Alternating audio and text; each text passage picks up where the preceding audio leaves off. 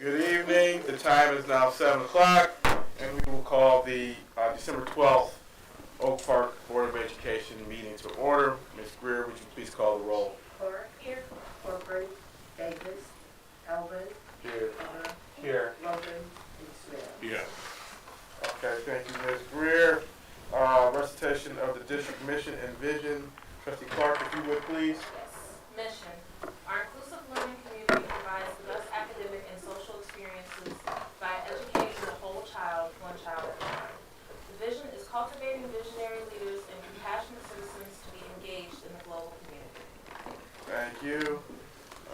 The approval of the agenda was sent to us all prior to tonight's meeting.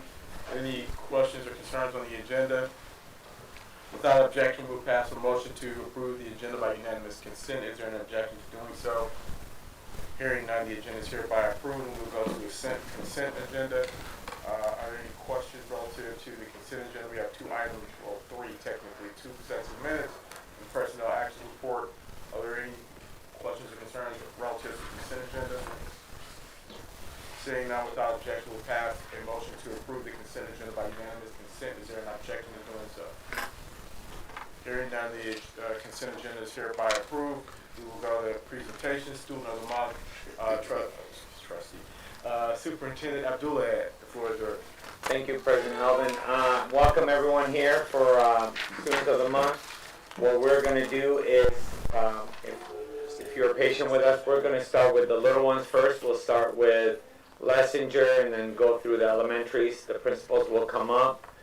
What we do ask is that the child, your student, stand with the principal so we can take some pictures, and then if afterwards we will have time to adjourn, and then you can take some more pictures. With that being said, Ms. North.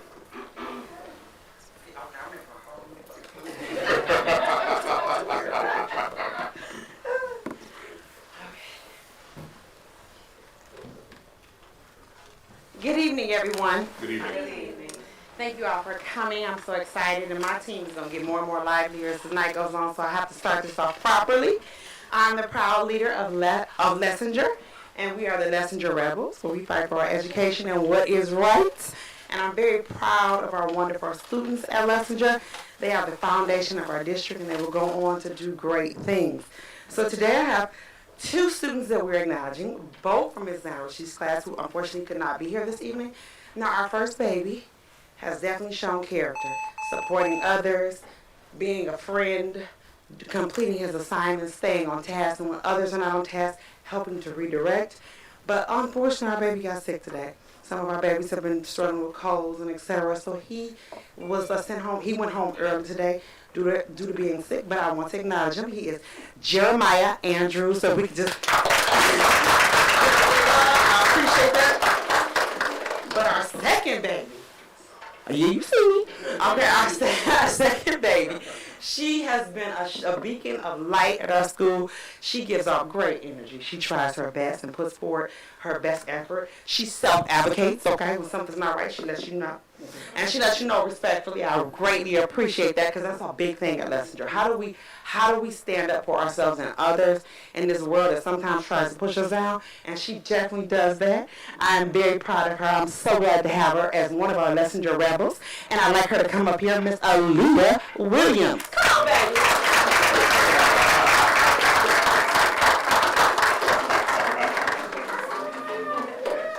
Very good. Let's go up here and take our pictures. We going up to the front? Come on, Yeah. Zach. Come on down. Come on. I got you, baby. Right here. All right.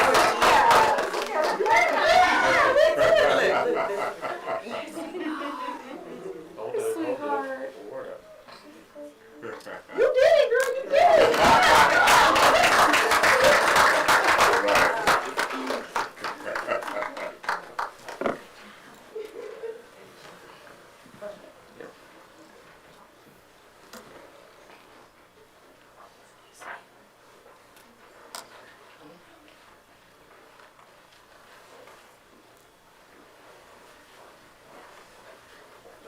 Good evening, everybody. Good evening. And I'm not contagious anymore. This is going on 2 weeks, and I just need my voice to come back, but it hasn't come back yet. But it's my second weekend, and I've been told it'll come back, hopefully, sometime soon. So I am the proud principal of Einstein Elementary School, where we soar, that's our SOAR expectations. Yeah. We are safe, we take ownership, we strive for achievement, and we are respectful at Einstein, and that helps us rise to our shining Einstein students, because we shine at Einstein. Every day, we shine at Einstein. So I'm going to call up, let's see, Lauren Robinson. Is Lauren Robinson. Lauren is a third grader in Miss Eugene's class, and Miss Eugene wrote up some kind words for her today, even though she couldn't be here today, so I'm going to read what Miss Eugene wrote about you. Lauren is extremely polite and courteous person. She is a good friend to her classmates and leads by displaying exemplary work ethics and self-control. In every class, she pays attention, does her work, and does it well. Treats others with kindness, sets a good example for others. Her teachers automatically know that Lauren will always give her best. She goes above and beyond in her school, in her work, and constantly strives to do her personal best. She's a pleasure to have in class, and Ms. Eugene says she is so proud to have you as her December Student of the Month. So congratulations. Okay, let's go take a picture. Then I'll give you this too. Good job, good job. Yes. Oh, I love the color coordination. Over here. Good? Yeah. There's one more right there. All right.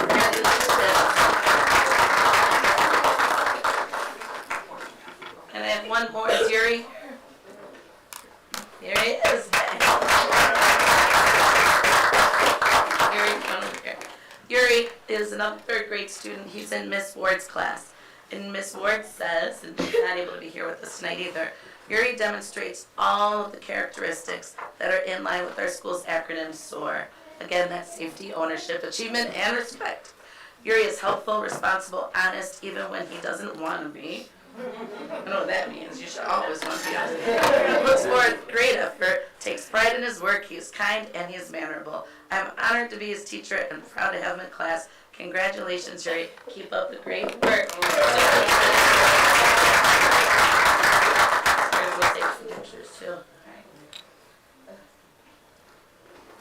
Good job, good Here, hold this right here.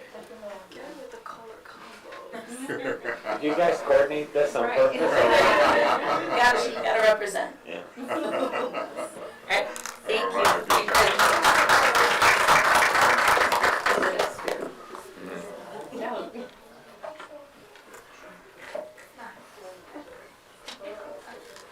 All right, good evening to the Board of Education and to our illustrious cabinet members. I am Shannon Murphy, the proud principal of Key Elementary at 23 We demonstrate our Key Pride daily. We represent positivity, respect, integrity, diversity, and excellence. And I am so honored to be the principal at Key Elementary and to present our 2 November Students of the Month. I would like to start with Omaria Fields. Is she here tonight? Well, that's okay. Her teacher, Miss Thomas, recommended her for our October Student of the Month, and I would just like to put on record what Miss Thomas had to say about Omaria. It is my pleasure to recommend Omaria Fields to be selected as a Student of the Month here at Francis Scott Key Elementary. I've had the honor to work with Omaria this school year, and she has demonstrated dedication to her education, a strong sense of leadership, and compassion for other students in the classroom. Omaria has always worked extremely hard on classwork and homework.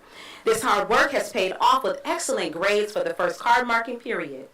Omaria is also a student that demonstrates great PBIS, which is positive behavior, at all times. She is a friend to all. She is always prepared and on task for learning. Lastly, she honors all school and class rules to ensure that everyone is in a safe and respectful learning environment. I am so very pleased to nominate Omaria Fields as the Student of the Month. Congratulations, Omaria, and keep up the excellence that you demonstrate. Yours in education, Ms. Thomas. Our second Student of the Month, I'm going to call up his teacher, Mrs. Barbara Pace, who has been in Oak Park Schools for 25 years. Okay, 25 years. All right, to present her Student of the Month. Hi, Mrs. Pace. I am the proud teacher of Jeremiah SQ. He was nominated because he is responsible, he's respectful, he's a hardworking student. He's a new student to Key Elementary, to our district, and he would never know because he really is a great fit to our classroom and to our school. He gets along with the children very well, he's friendly, kids just love him, gravitate towards him. He's also so responsible. We've seen Jeremiah on many occasions pick things up, like if something from the bulletin board falls on the floor in the hallway. He makes a point of making sure that our school looks nice, both in the hallways and in the classroom. He's hardworking.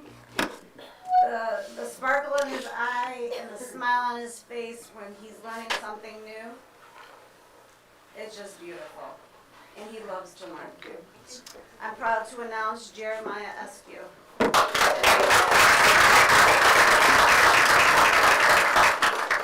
guys want to come up with that?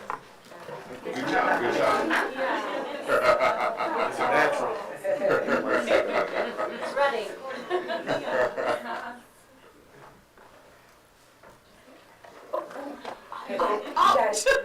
You guys gotta keep going. Sorry. All right, good job. And just remember, at Key Elementary, we never give up, we encourage others, and we do our best every day. Thank you.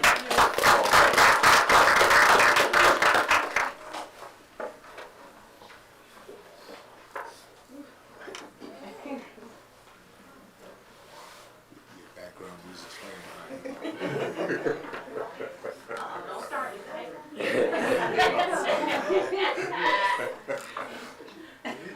Good evening, ladies and gentlemen. I am Emmanuel Haley, the proud principal of the Dr. James N. Pepper Elementary School, located at 24301 Church Street on the north side of Oak Park. And I am excited and honored to highlight for you two of Pepper's finest.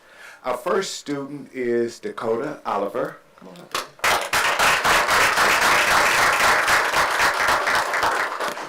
Dakota is a principal award-winning student at Pepper Elementary School who happens to also play basketball for the Pepper Panthers. She is a kind, compassionate, thoughtful, supportive young lady and will advocate for herself, Miss Dakota Oliver.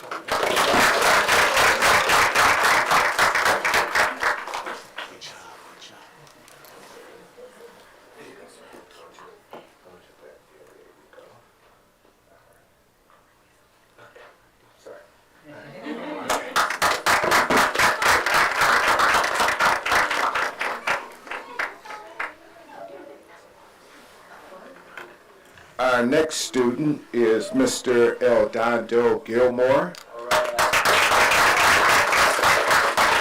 Eldondo is, let's see. So he's the second one. We got a third one coming up. Yeah, future Pepper Panther. So let me tell you about Eldondo. Eldondo is a honor roll student who is part of the Detroit Spartans. Detroit Spartans, and as you see, he's wearing this medal. Eldondo is, besides being an honor roll student, he is a world-class athlete. He was just down in Florida last week. Just got back today playing in the national championships, where he was a part of a national championship winning team. So we have a scholar, athlete, and an all-around good guy. Eldondo also is a advocate for the underserved and a believer in doing what's right. As a matter of fact, come here, Dakota. You guys were in what, 4th grade, 3rd grade, 2nd grade? second grade, first grade. All These two, I call them my Pepper Power couple.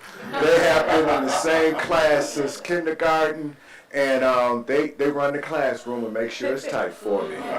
So it's fitting that both of them have been nominated, and I have them both up here. El Dando.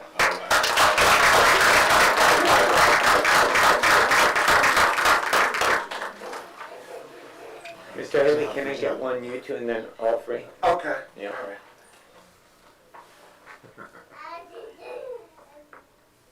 Okay.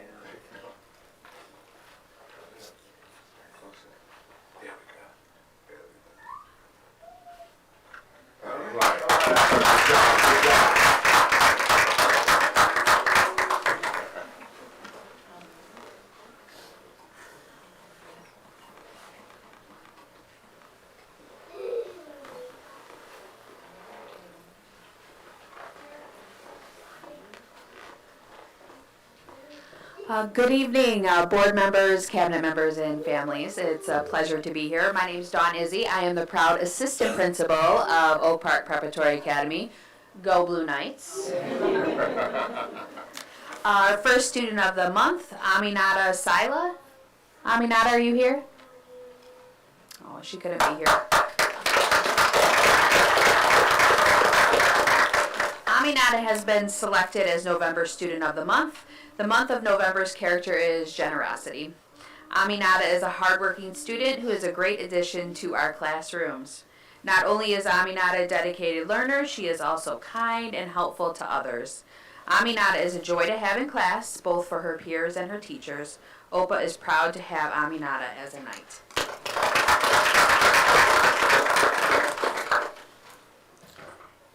And our next student of the month, Jaden Randolph.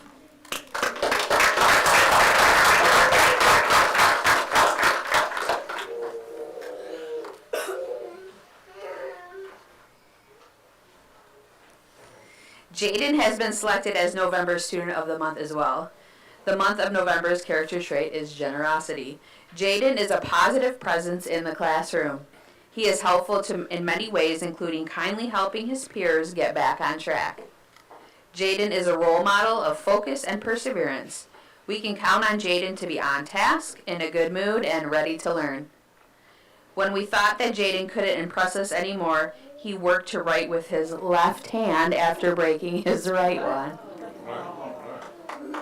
Congratulations.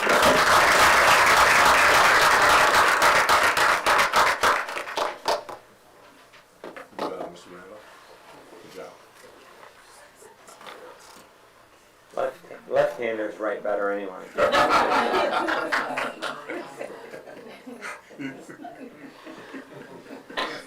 That's right.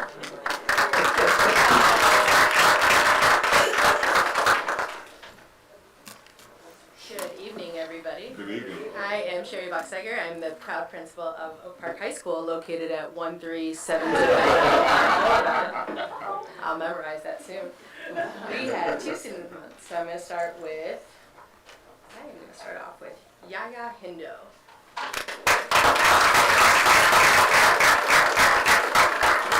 All right, so his teacher said, Yaya always has a smile on his face. He completes his assignments daily on time. He is honest, respectful, and optimistic. He exudes what a scholar learner should be.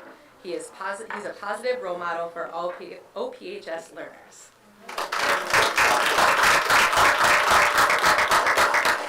Picture first. Good job.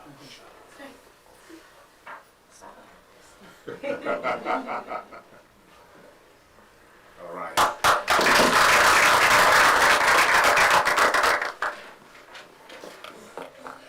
All right, and my next student of the month is Caitlin James.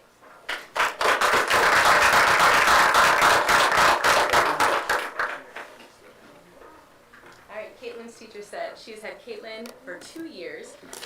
She is steadfast, brilliant, and overall a wonderful student in person.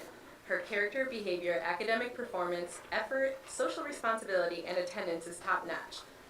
We know that she is bright and she has a bright future. We are proud to call her an Oak Park Knight.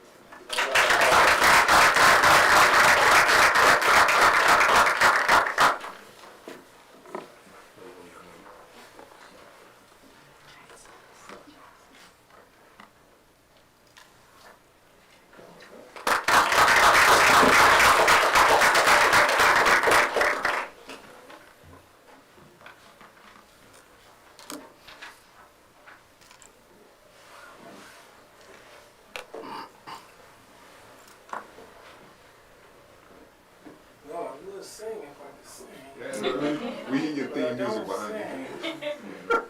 I lost you, come on. Yes, sir.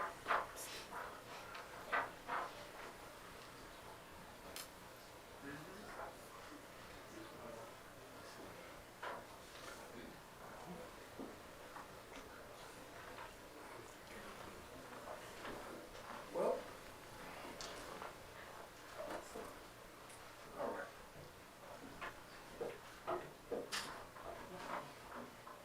My name is Derek Falk, and I am the principal of Nova Academy. I'm not going to give all those other wonderful things that they said. I think we've had enough of that. Okay? So, one of the things at Nova Academy, we have students who come to us at any time, as you know. And we have a fantastic staff. So, before I even get started, I want to introduce one of our fantastic teachers, Mr. Rosby. Mr. Rosby comes to us by way of electrical engineering or engineering, and he works with our students very, very well. I want him to present to our students. Well, first I need to see that lady here, Aaron Wilson, or the parent of Aaron. My man, there he is.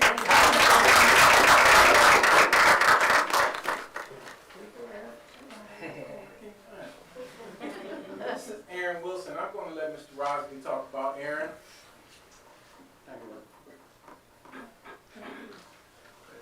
Good evening, ladies and gentlemen. Good evening. Good evening, members of Oak Park District Schools. I'm sorry, I wasn't prepared for this. And my speechwriter really just gave me a couple of notes in here. I'm going to go by them and introduce two great students we have at Nova to you. Number one is Mr. Wilson, Aaron Wilson. The teachers of Nova proudly nominate and acknowledge Aaron Wilson as the November Student of the Month.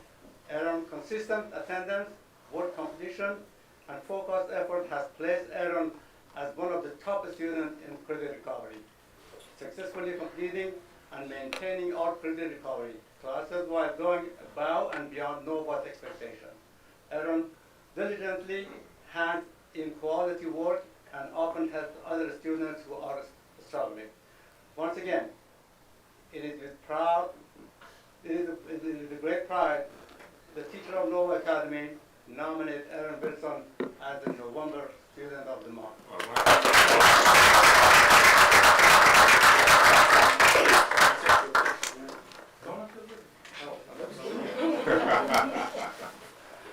I don't know how this works. I'm sorry. I gotta get the Jordans in there. That's what I gotta do. Oh my God. I'm gonna give you smile. Good job. All right. I got the shoes in there. I got them.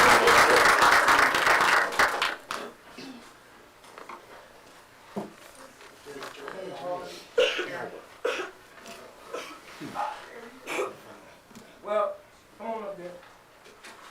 You know, I kind of bugged the parents and told them if the child don't come, you gotta come. So, come on up there. This is one of our proud parents of Fatima Tall. Fatima just so happens to have driver's ed at this time, so she's learning to drive right now. But I wanted to bring Dad up to present him her award. So that's her award. And we have something that we're going to say here. Yes. Go ahead. It's on you, sir. Fatima Tal is a kind-hearted young lady who always carried herself in a respectful manner. Fatima, quite the manner, served as an example to her classmates how a young lady should carry herself. Fatima has nearly perfect attendance, and she worked diligently to complete her classroom assignments in timely manner. Fatima is a senior. She is interested in attending either Michigan State University or Oakland University to study psychology. Fatima practices the Muslim faith. She enjoys dancing, watching movies, and reading during her spare time. Fatima's polite personality, together with her focus on her study, makes her an ideal candidate for the Nova Academy Student of the Month for December 2022.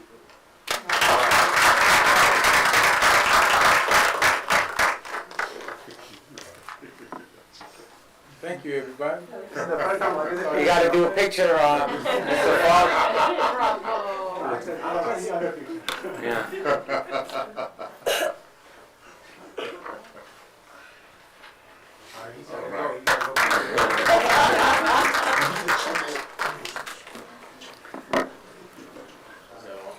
Yeah, for students of the month, yes. Yeah. Okay. Well, congratulations to all the students of the month and all the parents of the students of the month.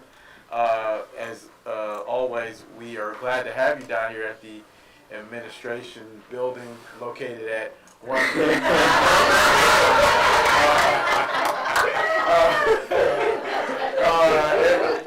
You are more than welcome, as I always say, you are more than welcome to stay for the rest of the meeting if you so desire. We're happy to conduct business in front of you.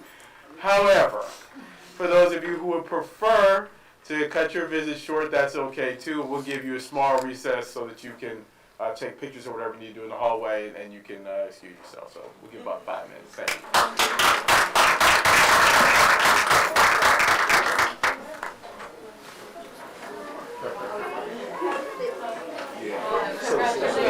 My son's there for computer engineering, but he wants to go into telecommunications like me.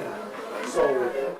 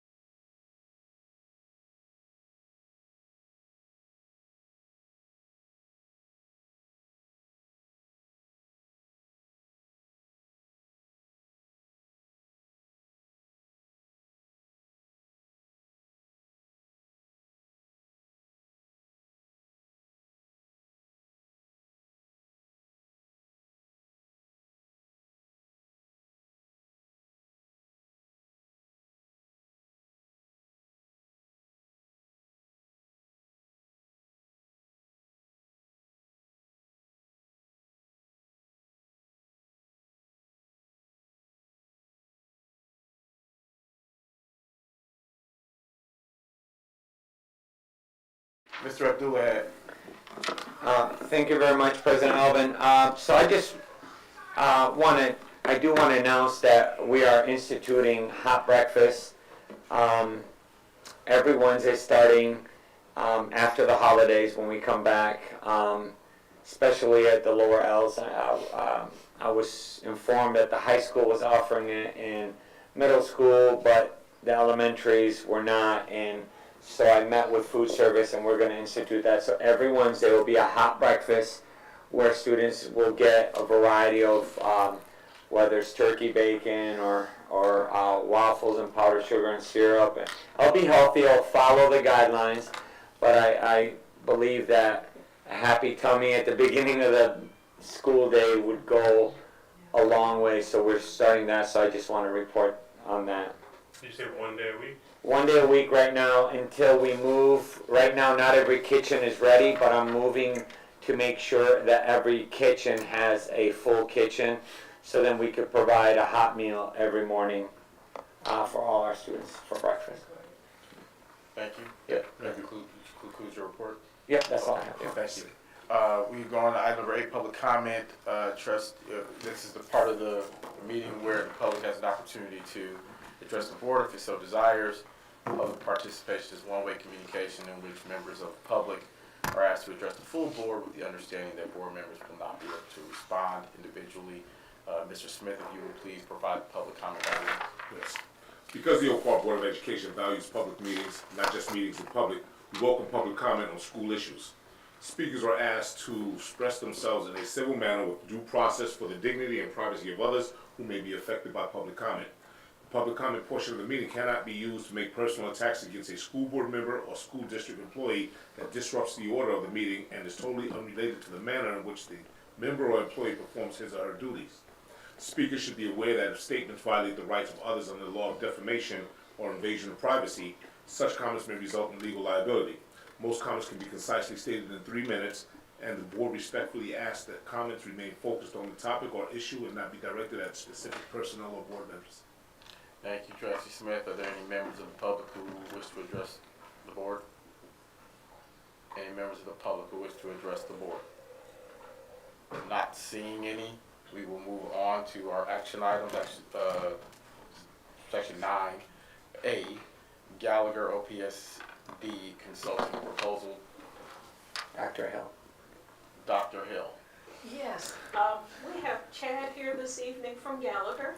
He's representing Gallagher, and he is really here to answer any more in-depth questions that you all may have about the Gallagher proposal. From our perspective, we really need to shop our health benefits because they've increased almost 10% this year, and it's really expensive. And we really want to be able to offer our employees affordable health care. And so this is our first step in doing so. So if you all have any additional questions in terms of how Gallagher will support that process for us, Chad is here and he can enlighten us a little further if you have any specific questions. Any questions from members of the board? Trustee Davis. So just to be clear, Gallagher provides the services to shop around for the best provider and make recommendations to the school? Correct. That's actually a part of the service that we would provide to the district. We'll really be alongside you all for an evaluation of your overall program as it is today, help identify opportunities maybe for operational efficiencies, helping your employees to understand the value of the benefits they have available to them today and accessing them efficiently throughout the year. Even looking at things like open enrollment communications to employees, benefit related throughout the year. And then part of that is helping to educate and prepare for an evaluation of the marketplace and then communicating those results later in the year. That process really starts in the summer and results come back in the fall. And what we find is that folks are prepared ahead of time for that process. The data that comes back and the information that comes back tends to be digestible and folks can really make educated decisions. And that may be, hey, we're in a good spot, but we've got some opportunities to tweak what we have right now and make it more cost efficient and effective while maintaining value for the employees, up to and including a wholesale change or anything in between. So we're really your objective partner in that process. So you anticipate the process will take through the end of the year? Correct. Okay. Do you have a question? Yes. Okay. What other school districts are utilizing your services?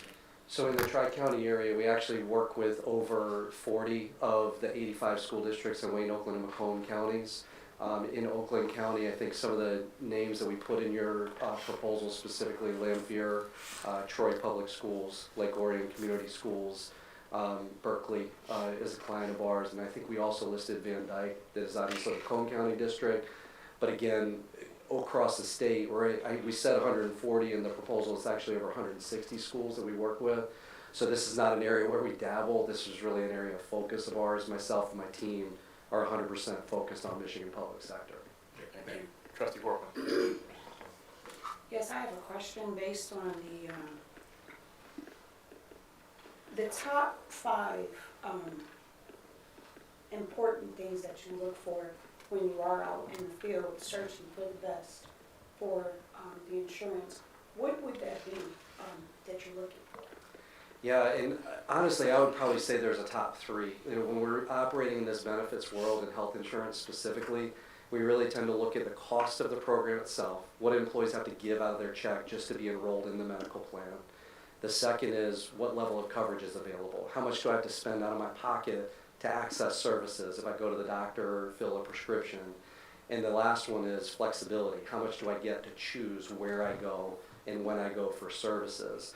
And really in this world, you get to choose and I get to choose 2 of those, and the third one gets decided for us.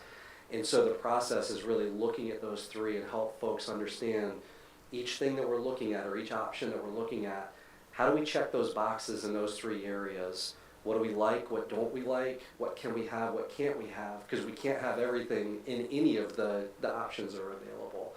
And so that's really the key, is helping everybody clearly understand what are the pros and cons of each alternative we're looking at, so that again, when we're making a decision, we're making it eyes wide open, knowing what we're getting. And so the key is no surprises. Frankly, that's what we drive for. So that means that then, with you dealing with 160 schools, you are welcome in some places and not welcome in the others, I guess. Well, I don't Are know. you more welcome, you know, that when they know that you're negotiating, you know, the best coverage? Right. You know, how welcome are you?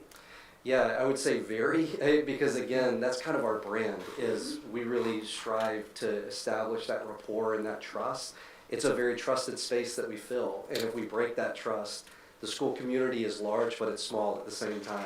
And our brand and our reputation is really what we stand on.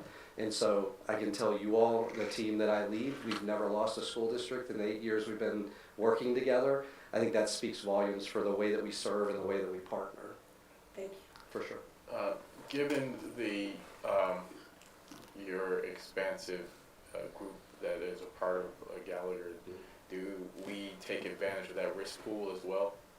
It's a good question. And so we are your objective consultant. We don't have products that we sell. And so you all as a district, we're helping evaluate you out in the market and saying, for instance, Blue Cross, Mesa, Priority Health, what is your offer? We do consult to something called the Western Michigan Health Insurance Pool. It's the only Public Act 106 health insurance pool in the state of Michigan. And it has over 150, I want to say, member organizations, many of those being public school districts. That would be an alternative that you all would have an opportunity to evaluate, and then we could help you all evaluate. So when you talk about joining a risk pool, that's a pool of about 13,000 public sector employee lives that you all could evaluate joining, and the pool could evaluate having you join, if that makes sense. It's not our pool, we just consult to it. Got it. Is that helpful? Yeah, that's fine.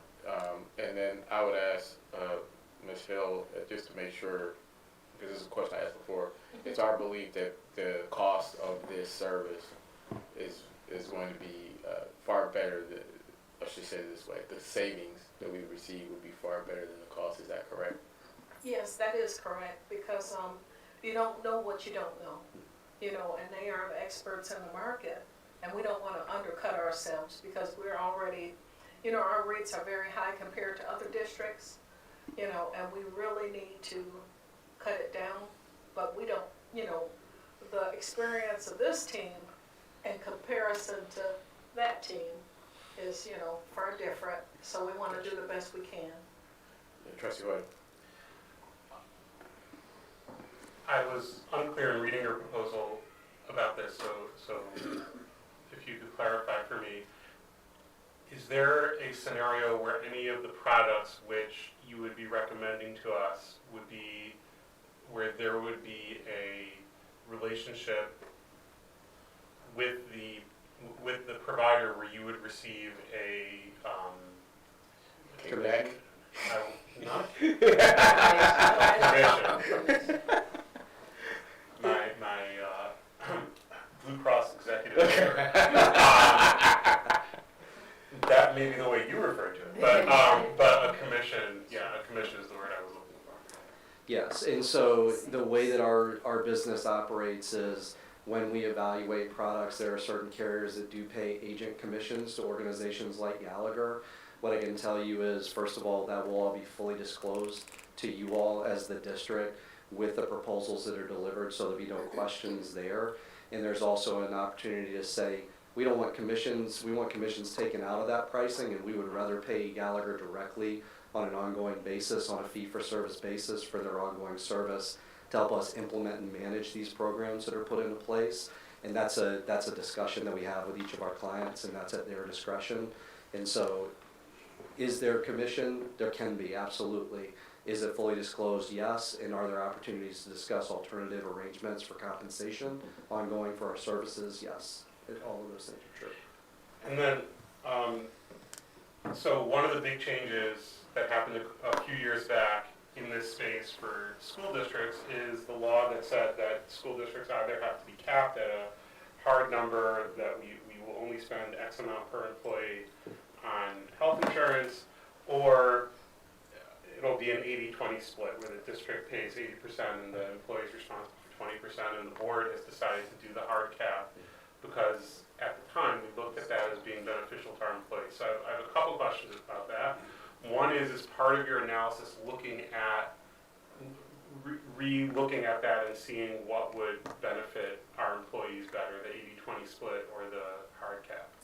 Yeah, each year we help each of our district clients or each of our public sector clients, frankly, evaluate those two cost share mechanisms and help our clients understand how each one of them looks financially for the employer as well as their employees. Both the sides of that equation obviously are very important, and then help to establish a strategy that makes sense based on the culture of the organization, the needs of the organization and their employees, those sorts of things. So absolutely. We're looking at that every year. And then have you heard, with the legislature changing hands, is there any discussion of that law being changed? We have heard rumblings of that, yes. And then when, in the way that that law is implemented, would it leave space, for example, where we would say we're capped at X amount, but we also provide, let's say, HSA accounts for our employees to make up differences in copays and deductibles that come out of that, or some other more creative way of allowing for more affordability within the bounds of that law? Yeah, there are certainly opportunities to bring some additional creative approaches within the confines of Public Act 152 as we understand it today. When you reference things like deposits to health savings accounts, today the way PA 152 is written, if you're a hard cap district or employer, that has those dollars that you put into the HSA have to be counted against the overall hard cap expenditure. So you can only spend up to the hard cap. Are there other creative ways to maybe marry together percent and hard cap and do some creative things in that regard? There are. I would say the vast majority of schools in Michigan have chosen one or the other. Probably 75 to 80% are in the hard cap arena that you're in. The others are a percent cost share. There are some around the state who have negotiated their own hard caps below state hard caps, or different percentage cost shares, or blending the two models. By and large, districts have chosen one avenue or the other, if that helps. Thank you. Anything else from members of the board? Okay, hearing none, Let to read the motion. I move that the Oak Park Board of Education approve the district to enter into contract with Gallagher, as noted above, to obtain comprehensive employee benefit consulting services. Second. Motion made by Hoyt, seconded by Davis. If, as noted above, bothers me.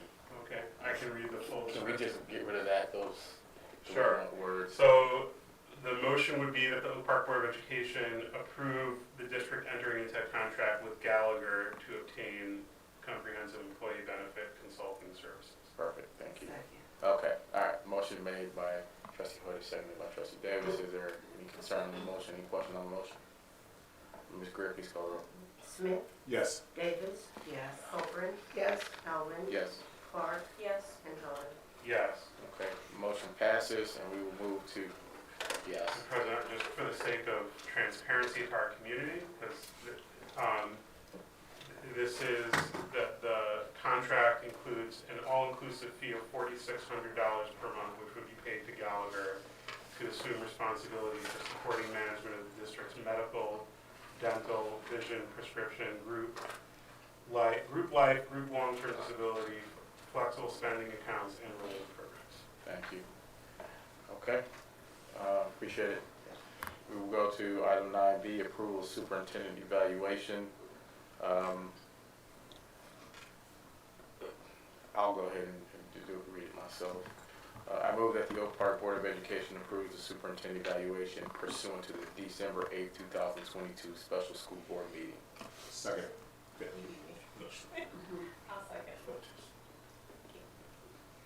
Motion made by myself and seconded by trustee Clark. Are there any questions on that motion? Okay, again, for transparency, that we went through the superintendent's evaluation at a special meeting last week on Thursday, I believe that was the 8th. And so that's what we're approving today, is what we went through on that day. All right? No questions? Okay, Ms. Greer, please call the roll. Elman, Yes. Smith, Yes. Davis, Yes. Copeland, Yes. Clark, Yes. and Helen. Yeah. Okay. We are at item 10. Mr. President, we'd like to share now that the evaluation is approved and public, would you like to share the ranking that the board gave? The rating? The rating. Okay. Yeah, I can do that. Our superintendent, Abdullah, was rated as, I'm not looking at it, but I can tell you he was rated as highly effective. And so we look forward to continue to work with him on some of the feedback that we had, but we rated him as highly effective. So, Mr. President, can I make a motion? You certainly may. I move that the Oak Park Board of Education authorize the board president to enter into negotiations with the superintendent on a contract extension. Second. Okay. Motion was made by Mr. Hoyt, seconded by Mr. Smith. And that was, I'm not reading it, so I don't have it, but Ms. Greer, you have a motion? No. To authorize the president of the board to enter into negotiations with the superintendent on a contract extension. Trustee Corcoran, you have a question? Yes. The extension, is that gonna be added to the existing, or is this another contract of the? It would, some of the terms may change. If we go back and revisit the contract, some of the terms might change, but when he says extension, he means extended beyond the current expectation for the current contract to end. So How soon is that should take place? I would do that almost immediately, if that's what the will of the board is. Just wanted to collectively. No problem. If that's what the will of the board is, I'll jump on it immediately. Anything else from members of the board? Okay, hearing none, Ms. Greer, please call the roll. Elman, Yes. Clark, Yes. Copeland, Yes. Davis, Yes. Smith, Yes. and Elman. Yes. Okay. I will get to work on that post haste. All right, we're going to information items. Item 10A, comprehensive school threat assessment guidelines discussion. Mr. Abdullah. Thank you, President Alvin. So About a week or so ago, we took a group, a team, to get comprehensive threat assessment training. It was very insightful. It was hands-on scenarios. Trustee Hoyta was there as a support capacity for the mental health providers, but we realized that we don't know what we don't know. And we realized that there are some things that needed to be in place that we don't have currently, or that are lacking. So we explored, we reached out to the presenter to get a quote on coming back to present and to train all our social workers, psychologists, administrators, dean, assistant principals, security, because it starts there. And then we would then form a team, a threat assessment team. A scenario could be a young man or young woman who's in first grade saying, I'm going to blow up the school. Well, how likely are they to be able to carry on that threat? So this trains our team to assess threats in a different view, instead of just right away suspending a kid. You're gone, call the police.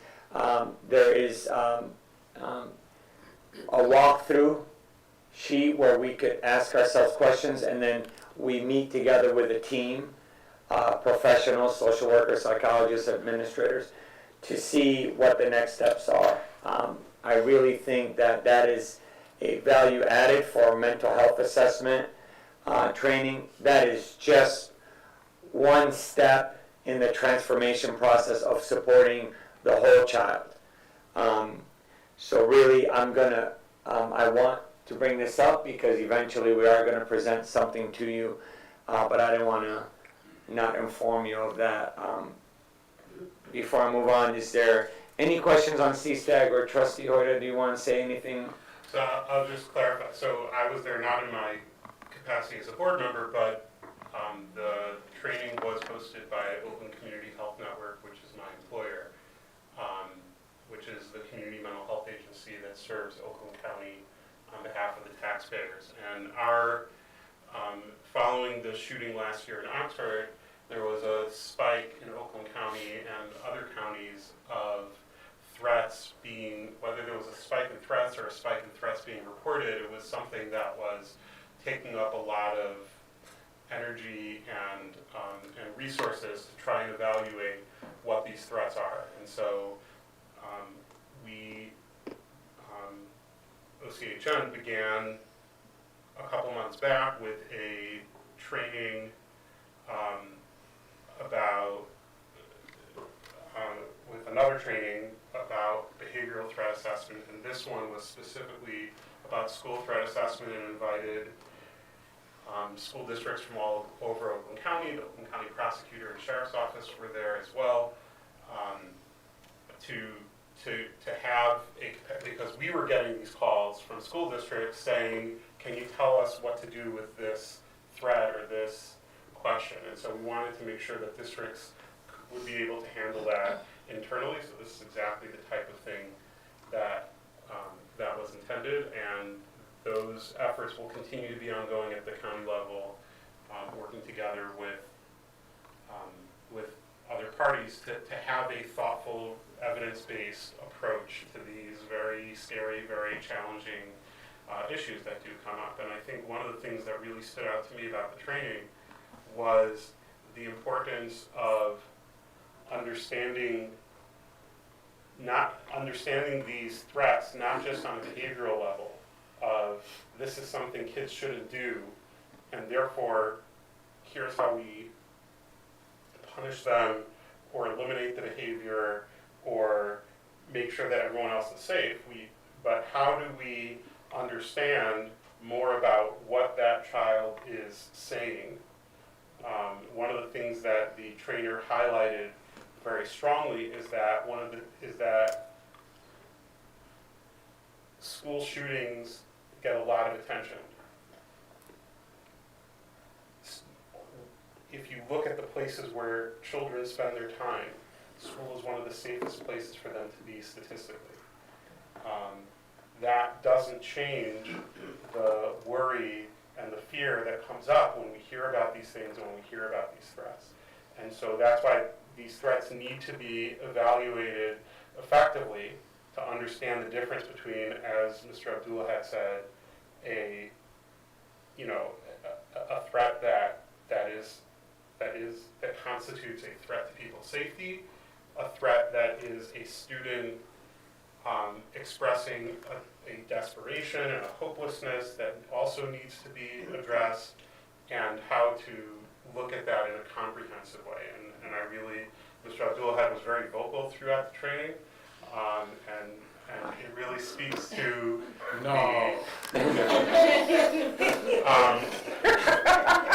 it speaks to how seriously, and I will say, I was proud to look around at my colleagues and say that Oak Park was the only district where the superintendent was there. There were lots of districts that sent people. Oak Park was the only one where the superintendent and members of cabinet were there learning. So that really speaks to the importance and how serious we take this and how engaged our whole team is in addressing these things. And so what I'm trying to engage our staff to do, so there's a separation. When I introduced this to the principals, they said, well, you just sent us to prepare in Alice. So there's different stuff. There's preventive work that we have to do. And the systems, the way they're set up, it's always after the fact, reactionary. Everything is reactionary. Something happens, we got to react. But there's a lot of groundwork to do, level preventive work to do to prepare our students to be able to express themselves. The majority of actions that occur is because bullying has not been dealt with and it escalates, right? So that is one category. Another category might be mental illness, but preventive work is key to transforming how we operate. Reached out to superintendent of Oakland ISD. I said, I need more money.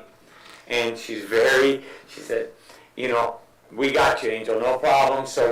But we have to really do preventive work, educating, and having more people at the first floor. That's why that is so crucial. The more people have interaction with the students, the more we could kind of understand where they're going. Trustee Magnum. No, please. Okay. So, Mr. Abdullah, what I'm getting here is that the actual CSTAG guidelines, that when you mention preventative, that's to incorporate, to our preventative action would be to incorporate, or we're asking to incorporate this into our everyday practices. This is not an assessment that is done. This assessment, to me, is what I'm trying to understand.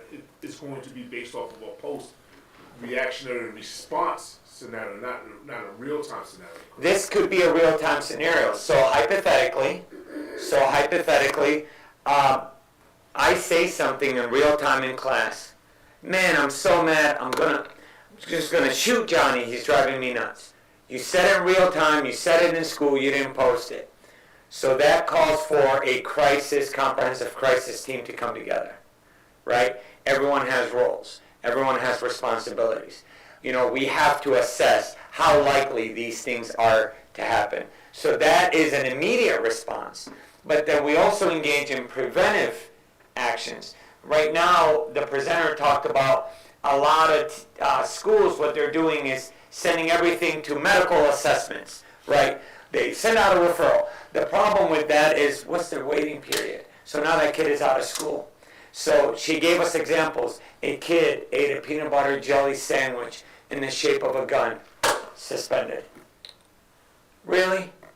So those are little things that we need to put into place, but unless we train our people, they need to be able to discern and to separate a serious threat between a regular threat, between a more imminent threat. I brought a gun to school.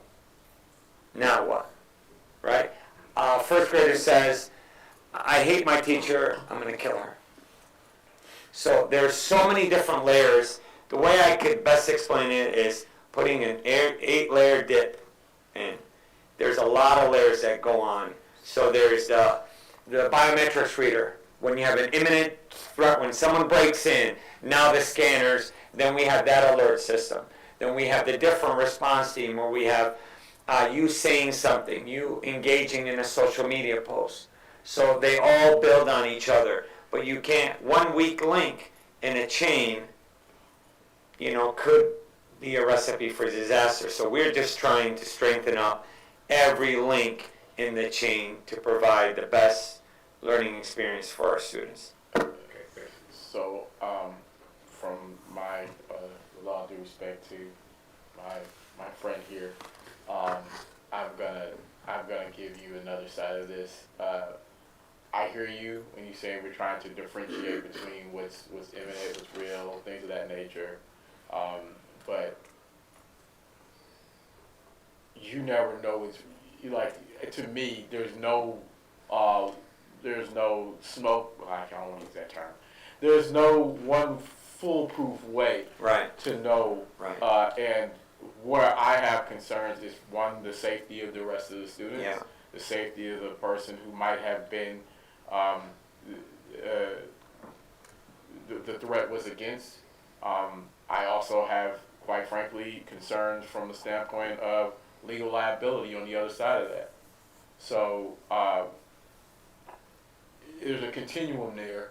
Yeah. And I just don't know where the sweet spot is, but I still have concerns if someone says they're going to do something to a particular child or facility. And I know you want to address that from a mental health standpoint with that student, but the other student who was threatened, all those students are someone we need to be thinking about too. Yep. And I'm not suggesting this I'm going to be really anxious to see what this looks like, but I'm not suggesting it's not there. I'm just telling you that we need to be concerned about everybody. I know the mental health of the person who's making the utterance or who's making the written or social media threat is at stake, and it's important, but it's also important about those others who are in that facility, about the teacher who was in that facility, about the student who might have been, the threat was against. I get I think it's not just mental health. Eating a sandwich in the shape of a firearm is less concerning to me than some of the other things that we've seen. Yeah. Trustee Davis. What I'm hearing though is this training will help you to develop that plan. Yes. That will explore all aspects Yes. on that continuum. It's kind of like suicide assessment, like how just using different best practice methods on how likely something is to happen and then act accordingly. Right. So it's not a plan yet. No. It's bringing someone Yes. in To train. to help to train, and then from that a plan Yes, ma'am. may come out. Yeah. What I would add to that, and it's something that Dr. Elliott, who was the trainer, emphasized a couple of times. So number one, there is, as you pointed out, there is no assessment in the world that can guarantee that nothing is going to happen. What you can do, and from a legal liability space, you'll correct me if I'm wrong, from a legal liability space, what you want to be able to demonstrate is that you followed a responsible course of action that's based in an evidence-based approach, rather than using intuition or other things that are more subjective. And so what this provides is a comprehensive school threat assessment guideline based in the data that's available to show when we follow these steps, when we follow these steps and assess the threat and know the difference between a student who says, I'm going to take my laser sword and chop off your arms, and a student who says, I'm going to beat you up in the parking lot after school. Those are different both in terms of the seriousness, and they're different in terms of how realistic they are. And those are examples of factors that go into a school threat assessment. And I think that, and the other thing that she emphasized, which really was a new way of looking at it for me, is that when families know that there is a process in place, and that that process has been followed, and that that process is based in evidence, and that that process looks at the needs of the safety of the school and the needs of the student who made the threat, they can feel safer sending their child back to school knowing that something is being followed and done, and that if a decision was made to return that child to the classroom, it was made based on that rather than some other standard. The other thing that came up in that training, which is part of why this has come up, is because what schools were doing right after Oxford very often is saying, okay, if a student says X, Y, and Z, they can't come back to school until a psychiatrist says that they're safe to come back. Now, there really is no psychiatrist who can make that assessment. And then what you're doing is violating that student's right to free and appropriate public education. And that's where Oakland Schools was stepping in and saying to schools, you can't keep that child out of school because you're denying them their federally guaranteed right to free and appropriate public education. So by having a model in place that follows all those factors, that's based in the data that we have, it allows all of those needs to be weighed. The needs of the school district, the needs of the safety of other students of the community, as well as the needs of that individual, and which ultimately does reduce the risk. So is the Oakland Schools argument then that you can't put a child out of school for threatening to blow it up or threatening to shoot another student or a teacher? That's their argument, that you can't put a child out of school? No, I'm not saying any of that. What I'm saying is, I would love to see the case law on that. So what I'm saying is, in the assessment, so say you made a threat, we are absolutely going to secure you and exclude you while we do it. It's not like we're just telling you, okay, while we're investigating, while our team is assessing the situation, you're in class. No, that's not the case. But everybody within the team has a role. It might be you calling home or the administrative assistant calling home saying, I need you to pick up Johnny until we finish the assessment. At the same time, we're notifying the other parent of the victim saying, hey, there was a statement made about your kid. We want to keep you in the loop. We want to inform you. We've taken safety precautions in place. That student's not there, but we want to let you know that this kid said this, this, and this about your child. In the meantime, we have our team going through the guidelines. We have police authority. We have our health officials. It's a very complex, and we're not even starting to plan it right now. We're just trying to bring in and get as many training, and it might be beneficial for you guys to come in as a board too. It very well may be. I just want to note that, like I said, from that standpoint, my concerns are not getting it right. Right. And I don't know, I can't speak for every parent, because I'm just a parent of 3 boys, so I can't speak for myself. But if you tell me that little Johnny made a threat to do something that's going to end my son's life, and in 2 weeks he's back in the same classroom, there's nothing you can do to assuage my concern. I'm just telling you, from my side of it, it ain't happening. So my kid won't be in school anymore if that's what you choose to do. Trustee Corbin. Okay, well, this is a really touchy subject for me because I experienced a process that didn't work for my daughter.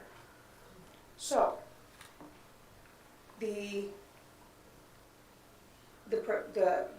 prevention that is happening, it begins with muscle memory. Because at this point, we don't know who knows and who don't know a procedure of a mental person. So whether or not the threats come or go, at least there is some preventative measure that you can assess in your head, just how we go into our home every day. We don't know if someone's going to jump out the bushes, but we be ready, just in case. And what do? We talk them down. Please don't shoot me. So I can say that a lot of incidents happen based on knowledge. Because if you don't know, then you're going to assess it differently. I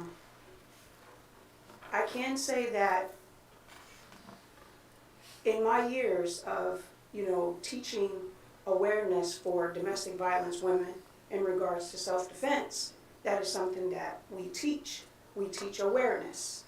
And if that word happens, whether if it's someone else saw the phone but it wasn't the person who posted the thread or saw the gun or what have you, but at least now we have something in place to take accountability to whomever it was told to.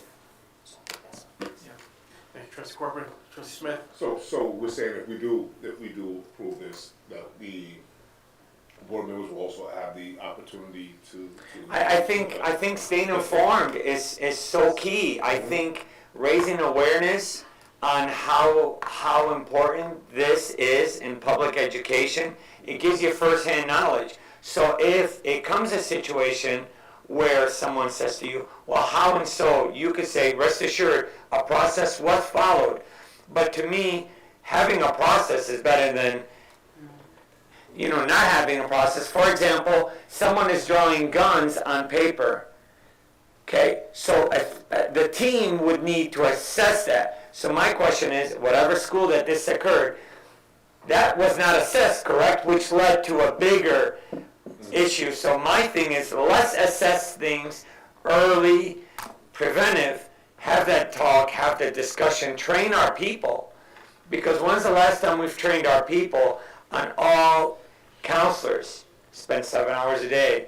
Psychologists, social workers, their mental health advisors, teachers, administrators. Sometimes administrators' only response is to call the board office and say, what do we do? So if we empower by educating, someone said educating is key. I'm not saying send anybody back. I'm saying let's have a conversation about the training. Let's open everyone's eyes and let's have that, because it's not, if we do nothing, then it wouldn't sit right with me either. So there's no process today? I don't know if we have a crisis threat assessment team in the buildings, do we? In each building? I can answer that. Not to the magnitude So that there's no something so like as of right now, there's no process? I don't know how extensive the process is, and I don't know how universal it is either. I don't know how it is. How universal is it coming from OPA to high school, or from elementary to middle school? Okay. Anything else on this?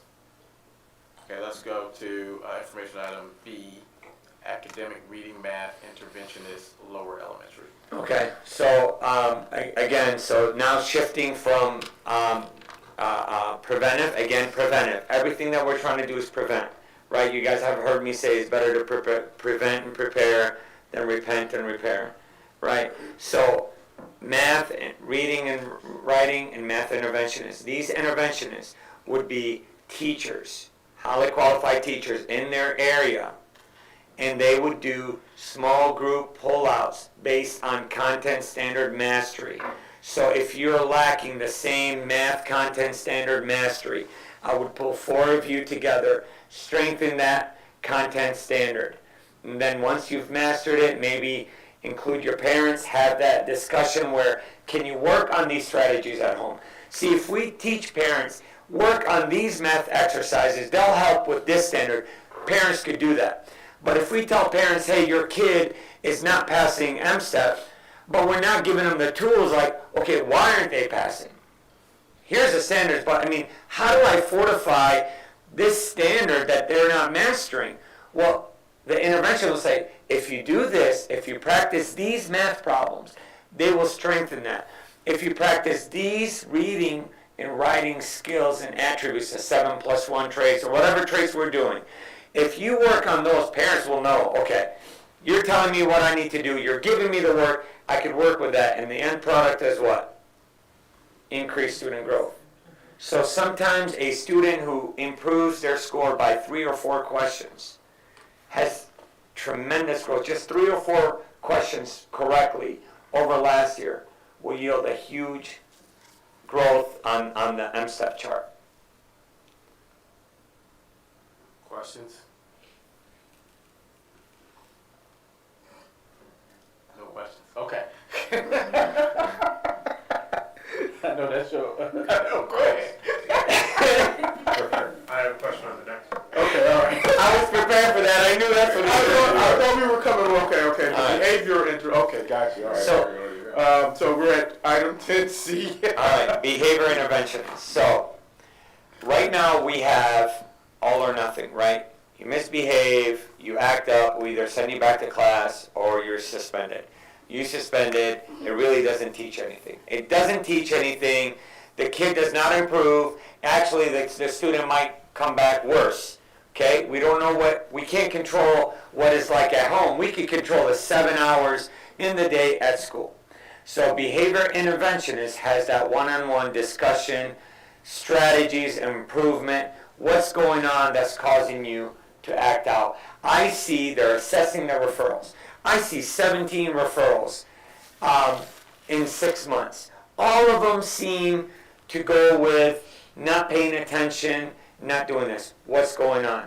And then that behavior interventionist could lead into recommending, hey, can we do an assessment on maybe the student's ability to pay attention for more than 7 minutes, which might lead to an IEP for accommodations. Behavior interventionists could also address what's going on that's causing you to disrespect male teachers.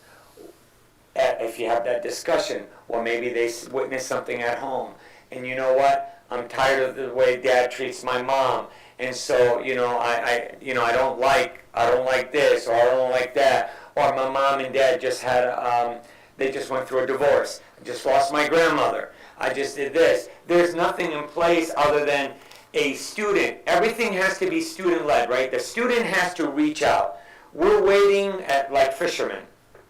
We're waiting. We're throwing out the line and hoping that someone takes that bite and comes to us. Well, I want to transform that. I want to go out and see what's going on. I want to explore referrals. I want to explore that. So however behavior interventionist was done before, my approach is different. My approach is that let's look at the referrals. Those are huge indicators of what's going on. And then let's assess the behavior. Because if I could improve behavior, guess what comes next? Academics. Okay, Trustee Hoyt. So, I'm prepared. okay, so I appreciate that, that you addressed that it's going to be used differently than we've used it before. Mm-hmm. The reason that behavior interventionists were being used the way they were before, which we agree wasn't effective, and we agree what we have in place right now is not effective.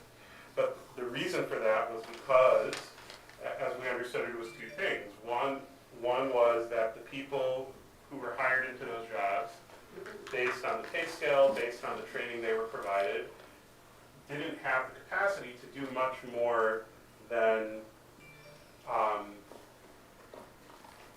suspend kids, recommend them for suspension, provide their idea of what discipline and behavioral intervention should be, and that wasn't working. And the other reason was because the culture in the high school was one where when a teacher was feeling overwhelmed, this was the parachute. Yeah. Go speak to Mr. So-and-so, or, So what are we doing differently to make sure that we don't revert back to the same culture and challenges that we had before? So the first thing that I would do is when you're going in, you don't sit and wait, right? So the teacher sending a kid out, that's not the behavior interventionist. Like, that's not the job description, that's not what I'm seeking. You first have to know the kids, assess. So I would ask for a review of referrals that have been written from September till now. What do they all have in common? Are they coming from the same individual who's writing 80% of the referrals? So then I start digging down. I have to gather the data. The behavior interventionist has to be smart with data data analysis, right? So they look at the situation on behaviors, then they address the kid. They're going to have a certain mindset to want to help kids, right? So the mindset has to be kid-driven. The academic interventionists, they have the highly qualified. The behavior interventionists would get training on what we're looking for and expectations that we have. It's not to suspend. A behavior interventionist does not have the authority to suspend. The deans don't have authorities to suspend. Only the principals have the authority to suspend. That's the law. So for people just to arbitrarily suspend, they're breaking the law. An interventionist, a security guard, an officer, they don't have the authority to suspend. That's why it's left for the principal to make that decision. Now, they can make recommendations, but the behavior interventionist should also make the recommendation to say, let's send this to a team, right, to see, do they need academic intervention? Do they need social emotional support? Have we asked our kids, why are you acting this way? What's going on? How many kids have lost loved ones in the last year? Do we know? But my question is, how does someone without educational training, without mental health training, it sounds like what you're asking them to do, which is incredibly on point, it is not something that we're going to be able to get with the job qualifications and the salary scale that we're going to be providing for that position. So if we do nothing, we know what we yield, the same results, right? So you do nothing, say we table this, you do nothing, you get the same data that you got presented to you. So unless we change, That data with the behavior. but you are getting that data, but the difference is the tone setting and the people that we have in place. So if you look at the building leaders and how I empowered them and the transformation that has started there. So the building principals have to be on board. The teachers have to be on board. Central cabinet has to be on board. It's not a one-man show. All of them have to do their job in order for the system to be transformed. You can't just implant a behavior intervention and say, go at it, change the culture of Oak Park High School. It doesn't work like that. But building principals need to be on board, psychologists, counselors. I mean, I'm having the same conversation with the deans this week. I had the conversation with the principals. I'm going to talk to the school counselors. I'm meeting with the unions tomorrow. It has to be everyone. It can't be, well, you're on your own. We're not doing this. Trustee Davis. What are the qualifications? Just out of curiosity. So a bachelor's degree is required. Must have 2 years of experience working in a K-12 educational setting and/or directly with school-aged children. Preferred 3 years of successful supervisory work experience implementing and monitoring students' behavioral systems and/or working explicitly to shape the culture and climate of a school. Training and experience in conflict resolution is preferred.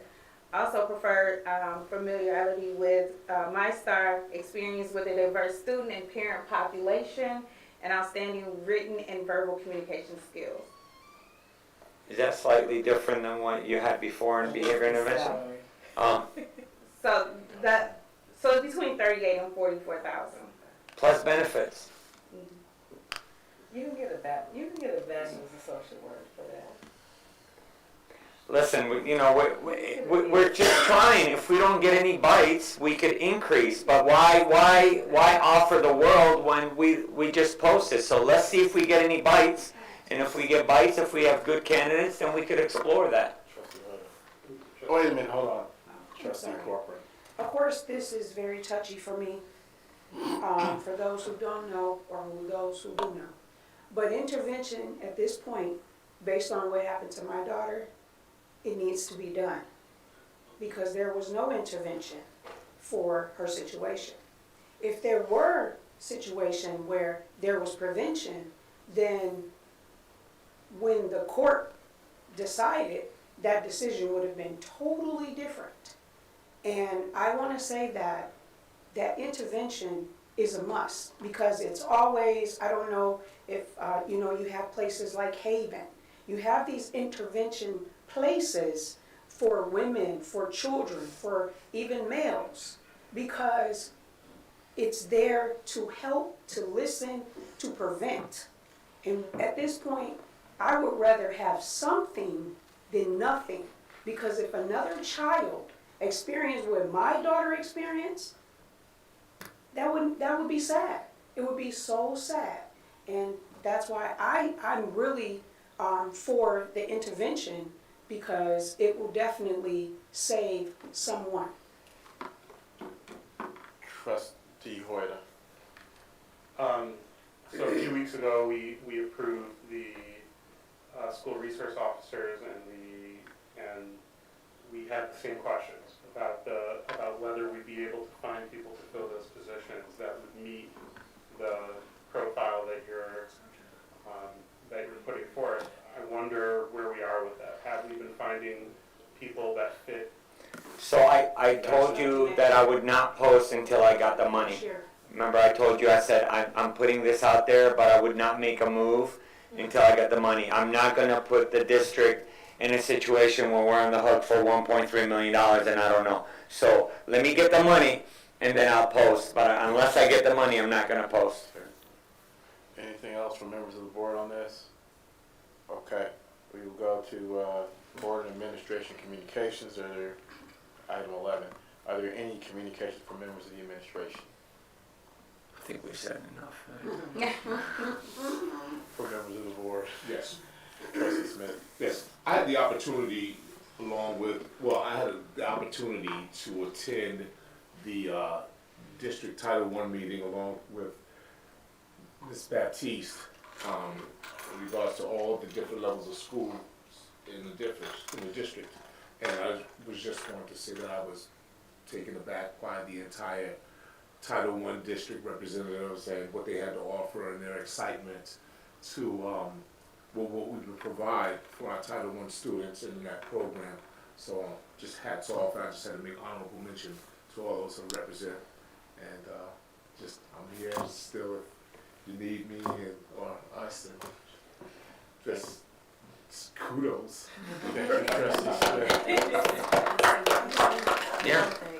And I just want to say their names and say thank you to Suzanne Lallier at Pepper Elementary, Almeda Jackson Trice at Key Elementary, our new Title I teacher at the high school, Miss Berthume, Amber Miller at Oak Park Preparatory at OPA, and I hope I'm not missing anyone. Einstein, we shine at Einstein, Amy Shilagowski at Einstein Elementary. And they all came together and come together. We meet once a month, but they also meet with the teachers in ensuring that we have Title I programming across the board. They also collaborate with our ELL department in supporting English language learners. And there's a lot of hard work that they do, and you got to also, and the PowerPoint that we shared will go out to all parents. That's also happening. We're sharing that to all families. So even if you're at Lessinger, then you'll know what kind of programs we offer and ways that parents can support. And so thank you to the families that also attended, whether in person or virtually. Can the non-parents get one too? Yeah, it's sent out to the whole, it'll be sent out to the parent link that gets sent, so, Thank you. yes. All right. And thank you for that. Trustee Corcoran? I just had one question that I forgot to ask, but isn't the intervention, does that fall under one of the titles? Is it Title 6 or something? Yeah, we're gonna use grant funding. You know, we always try to leverage all our If we know Mr. Angel, Mr. Abdullah, he's gonna find a way to pay. So I will give him kudos for that. We'll leverage that. Trustee Hoyt. First of all, I want to just recognize the decorations in central office that are up these last couple of weeks, and Ms. Fenderson for your work on that, because I think it reflects the joy that people are feeling coming into work here, and that is a wonderful thing to see in the work. To see people expressing and feeling that joy in this work is really very important. I also want to acknowledge that this is our last scheduled meeting for this calendar year, which brings to a close this episode of Trustee Clark's service to the district. I really recognize Ms. Clark stepped up a couple of months ago when we had the sudden loss of 2 of our board members, one in unfortunate circumstances and another one in more fortunate for him and his family circumstances, but being able to step in, being willing to take that risk and be here on behalf of your child and the community really was such a gift to our district and to our students, so thank you so much. And we hope to continue. You can still come to the board meeting. Any seat you want. And look forward to your continued service to our community, whatever that looks like in the future. Thank you, Trustee Hoyt. I'll try not to repeat everything that he said, but it's going to be hard because, basically he stole my thunder. Anyway, but nonetheless, Trustee Clark, has been great having you here the last couple of months. We've been fortunate to have you here. When I called you, I remember you. I'm going to make you cry. I remember you were like, me? Yes, you. I can't believe it. You sound like the guy from Coming to I cannot believe it. But we have been fortunate to have you here as an advocate for the children of the district and as an advocate for your son. I hope you have found it value added to your life and your family's life. We have certainly found it value added here on the board, and we will miss your presence. You should listen to me next time, but we'll miss your presence. In any case, anything else? Oh, Trustee White. And I just want to say one more thing also, that it also brings to a close a very tumultuous year for us. And the first year of President Elvin's service as president of the board. I'm just flattering the fact that as I look around this table, it looks very different than it did a year ago. So presiding over that and providing stability and direction during that is something that really is appreciated. So well, thank you. And now y'all send me back to the negotiating table. But ready for you this time, no. But I, in that vein, I would thank you because if you're the one who had some of the frame of reference, and I leaned on you on that multiple times because I just hadn't been through it. But I appreciate your help and assistance throughout the year as well. Of course, yes. Want to give your farewell address? Yes. Okay, come on. No, With a Kleenex. I'm the biggest fan. No, I just want to thank everybody for being so welcoming to me and, really taking a chance on me. I know my resume wasn't the most impressive, and I know I don't have a lot of accolades, but I'm very passionate about children. I'm very passionate about the future of these children, and I'm very passionate about my own child. And, I'm proud of him for being at Lessinger. Shout out to Brandy North because she's really doing a great job at Lessinger. And, thank you. We're ready. Thank you. No, the administration team, members of the board, thank you for having me. I hope eventually one day I'll be able to come back. But I really am very grateful for the connections that I've made with all of you. I look forward to partnering with you, even though I'm transitioning now back to a full-time parent. I will still be very present. I'm right around the corner. You can't miss me. I can wave at you from my backyard. So I just want to thank you all so much, for everything, for all the support, for all the kindness that you've bestowed upon me. It's greatly appreciated. So thank you. Anything else from members of the board? Trustee Smith? Yeah. So I have, it's not in communications, and I didn't get a chance to add this to the agenda, but I do think it's about that time. I have a motion, and this is concerning, the current board stipend that we have in place. So I'm going to make a motion and move that the Oak Park School District Board of Education modify the current stipend amount from $50 per meeting to $75 per meeting. Motion is made by Smith. Is there a second? Seconded by Trustee Clark. Any discussion on the motion? Trustee Corcoran. My question is why? So my reason is based on, the rising costs and economy, we all, basically still utilize our own personal time and resources to support, the district in this capacity. So, we really don't, over the past couple of years, we haven't utilized any of the monies that we have other than, outside of, training and so forth. We haven't been doing any meetings, outside, in regards to, what do we call those meetings where we're supposed to meet out there? Session.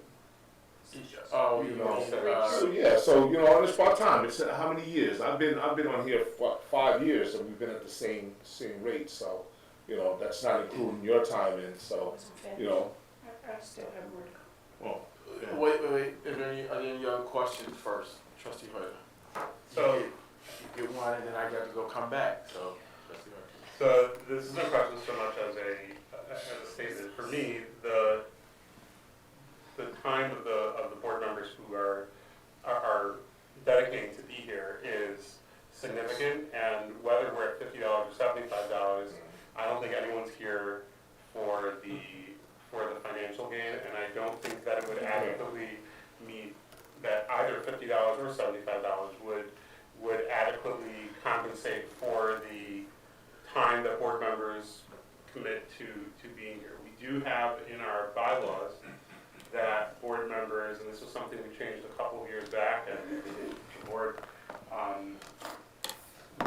with board approval, is that board members can receive compensation for committee meetings, for work study sessions, and as we move into the new year and discuss a new structure, we've had different structures over the last few years. COVID interfered with that to some extent. Superintendent search interfered to some extent with that. I think that is a factor. For me, I think that us being one of the only districts in the area that does provide a board stipend, the idea of raising that stipend so significantly is something that I think that for me sends the wrong message to the community about how we as a district prioritize where that funding is going. And so respectfully, I am opposed to the motion. Thank you, Trustee Hoyer. Anything else from any other members of the board? Trustee Corcoran. Yes. Just to piggyback on what Trustee Hoder was saying, I agree because there are some districts that receive no stipends. And, just out of a disrespect thing, because if we go and, I've been there to the retreats, and when they learned of our stipends, it's like, what? So then I start to feel bad.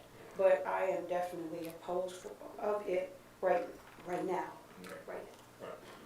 I just want to say that, I'm not worrying about any other district. I'm worried about Oak Park School District, and that's basically it. To each his own. Anything from anyone else? Okay, hearing none. Ms. Ware, please call the roll. Clark? Yes. Excuse me? Yes. Copeland? No. Davis? Yes. Alvin? Yes. Hoder? No. Smith? Yes. The motion passes. And we will now go to addenda, if there's nothing else for information items. I also just wanted to give a shout out to the Distinguished Knights on the day that Dr. Michael Rice came to visit. And they did a phenomenal job in Mr. Bondano's class, and also hosting sort of like a Socratic seminar for the state superintendent. So they did phenomenal. Their names are Javier Briggs, Anijah Herring, Salasia Payne, Trey Joseph, Amir Briggs, Sanaya Joseph, Stephen Smith, Malia Jackson, Lucas Davis, Jacob Wyatt, Carvion Wilson, Kendra Britt, and DeJuan Welch. I just want to give a shout out to our students for their phenomenal just juxtaposition, how they presented themselves, and sharing and representing for Oak Park schools. That's it. Thank you.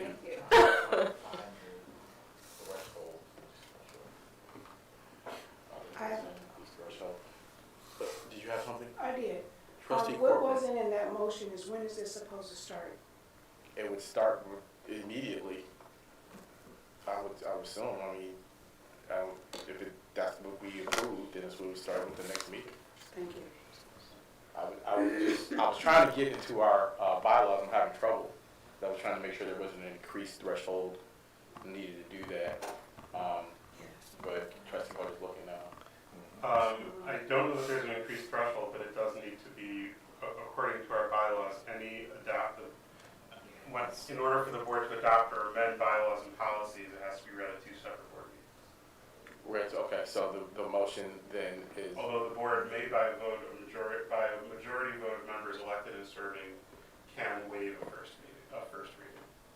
But we didn't. We didn't do that, so then the motion is void for us not waiving the first reading. This was the first one, we need 2.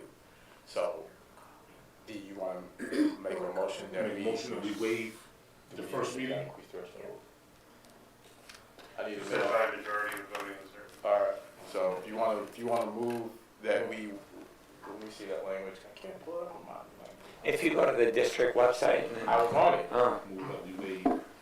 Your motion would be to move,